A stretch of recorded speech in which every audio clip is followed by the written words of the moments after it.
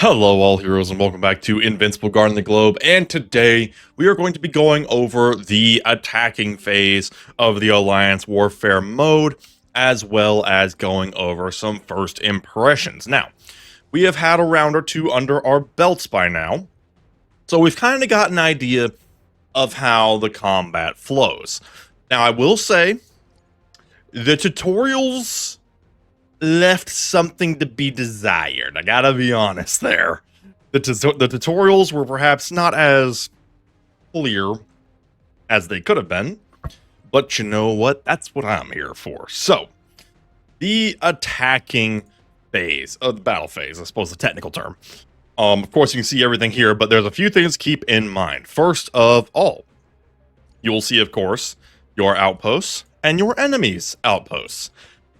Your enemy's outpost will more likely than not have different perks than yours. Turns out that is actually kind of a randomized thing, which I did not know until combat actually began. So that was news to me, because as you can see here, our front outpost here has a Malefactor's boost. This outpost has a Cecil Secrets boost, which, with the exception of the Conquest, who recently gained Cecil Secrets, ironically, yikes. That is not a tag that's going to get a whole lot of use. But that's okay. So there is that to keep in mind. Now, as you see, everybody's kind of launching attacks. Obviously, if your outpost connects to an enemy outpost, you can launch an attack on that outpost. As we discussed in the previous video, anybody that you whip out, whether it be an attacker or a defender, has to be in your reserves. You can't just be whipping out heroes willy-nilly. You got to actually plop them in here. If they are not in the hero reserves, then they are not going to be usable. Now, that said, there is an interesting detail that was not well communicated. Let's say, for example, I fought Outpost 14 here, and I win. My heroes will be put as a defense on this outpost. We knew that already. That one was pretty clear. What was not clear is that the losers, the defenders that lost that fight, are still usable. So what that means is they are still going to be in your opponent's roster and ready to rock. They can counterattack with those units. Now, kind of the general idea, the gist of it, is that as you are fighting, the outposts will keep getting stronger and stronger and stronger until they hit a theoretical limit. Like this outpost 6 right here. Woof. I don't know if we're going to beat that. Meanwhile, we've got this outpost, which is doing pretty okay. We're holding the line just barely. And we really stacked up on outpost 9 here to kind of hold the line on this front so that we would have a permanent run into their side of the territory. But basically, sooner or later, unless something crazy happens, the outposts are going to get stronger and stronger and stronger until you hit a theoretical limit. And sooner or later, depending on how often everybody's attacking, you will hit that limit. Also, it's not a bad idea to blitz early and blitz often, because here's the kicker. When you do a battle, you are going to have a 3-hour limit now, or 3-hour cooldown. Now, that's just for you. Everybody on your alliance has their own timer. So let's say I battle, and then one of my allies battles.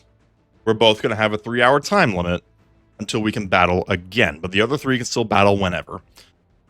That is very much meant to make being online and being active a major part of this game. You can be up against a stronger alliance, but if you are more active than your opponents, you can squeak out a win. Now, that said, I'm going to start to lean into a little bit of the, well, I guess before I get into praises and praises and problems, I will also say at the end of each round, you do get some gems, some dossiers, and even though it didn't specifically say it, I think we got some Canslock shards as well, because I know multiple people reported having some newly acquired Canslock shards, and I indeed do have 3. So I am assuming that came from Alliance Warfare. That one's a little hard to say, but I'm assuming it did. And then once you do get through your Alliance Warfare, look at the leaderboard here. This will, once you get your points, that kind of determines where you sit on the leaderboard. And whenever, I'm assuming the season is like the rounds.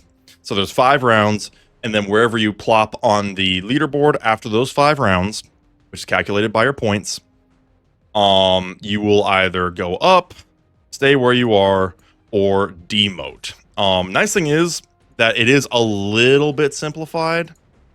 Trying to find where you can see the other leagues. So basically there's only 1 bronze league, 1 silver league, 1 gold league, etc., etc.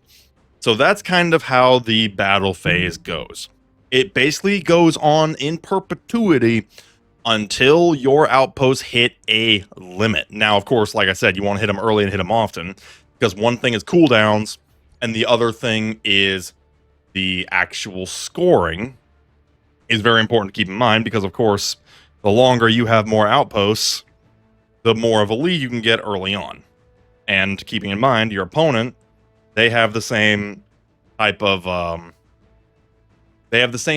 scoring, and they have the same cooldowns. So that is something to keep in mind. Now, what do I think of this event? First of all, I think this event is a lot of fun.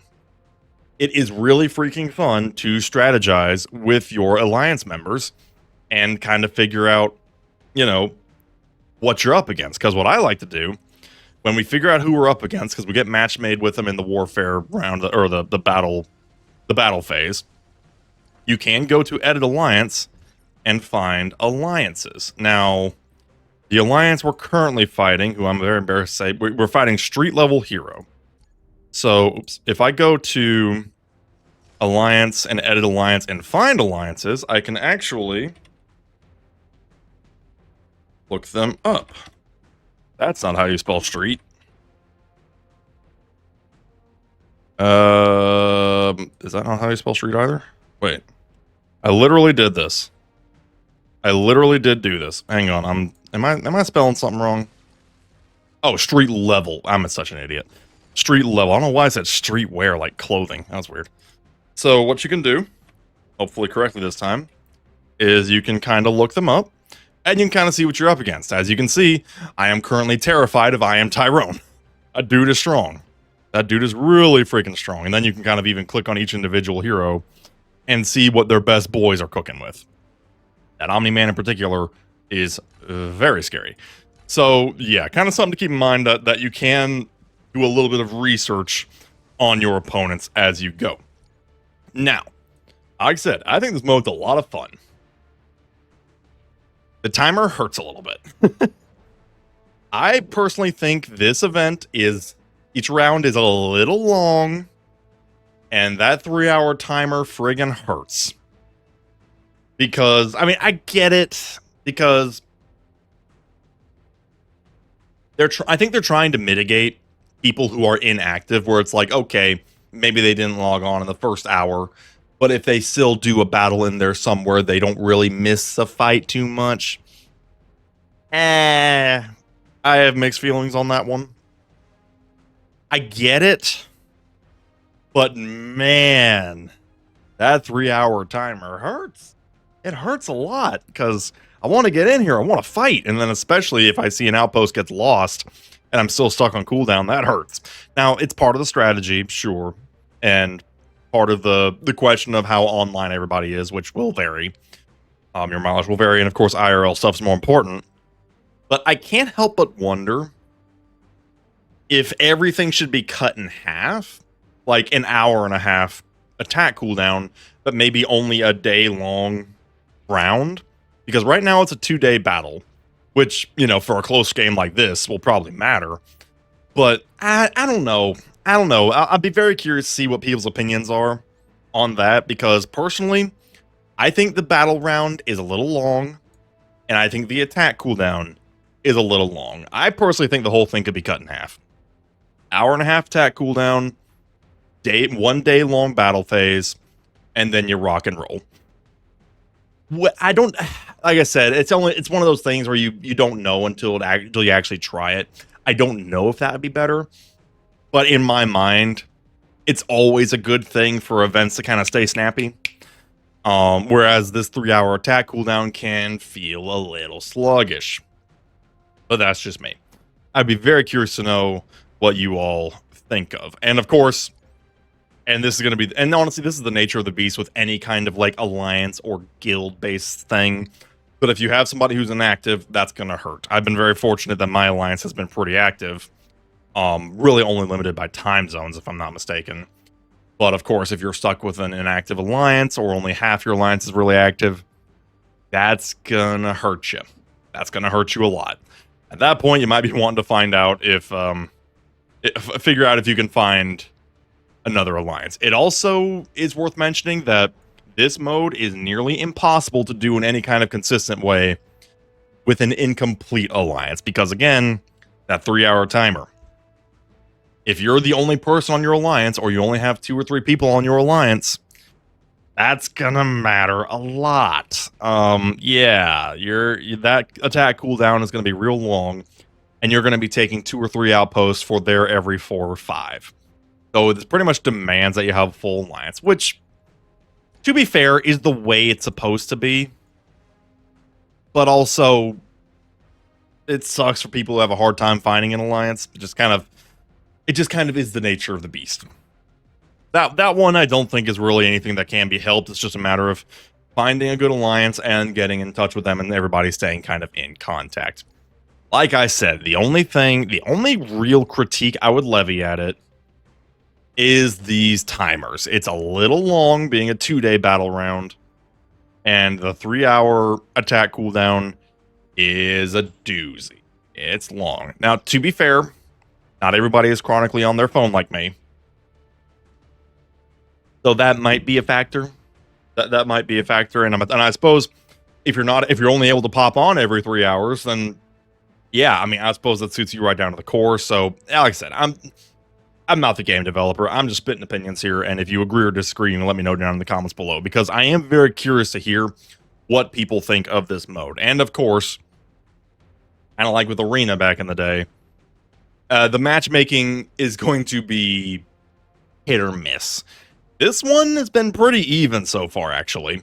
But I know some people are going to get up against alliances that are dramatically weaker than them, and some people are going to get up against alliances that are smoking them. Now, I will say, I think at least this alliance that we're up against is in kind of a similar region as us.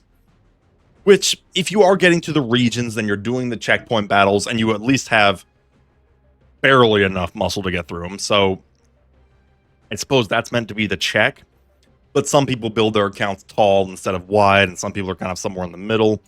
So it's hard to say. And frankly, these types of cooperative alliance / guild events are never going to be perfect. And of course, whales and especially krakens will have the most fun. But overall, I'd say this event's been pretty okay. And the fact that it gives gems as a reward for every round is not the worst thing in the world. I mean, hey, more gems. More gems, never a bad thing. I just think the timers are a little long. Like, it's a long boy. Now, like I said, for a fight like this, where it's actually pretty close, that might even matter once we get close to time. Funny enough, we're actually pretty much neck and neck here. So, yeah, we'll see. We'll see how that goes. But I just think that I just think that it could be shortened a little bit. Not because I think the mode's bad, quite the opposite. I want to do it more. That's why I want the shorter cooldowns. So that's just my 2 cents, though. I'd very much like to look. I would very much word salad. I would very much like to know what you all think down below. And with that, I think we will wrap it up. Like I said, let me know what you think of this down in the comments below. If you are enjoying my content, go down below the video and subscribe. And while you're at it, if you'd like to support me further, you can become a member as well. Would help me out a lot. But yeah, with that, we shall see you all next time. Have a good one.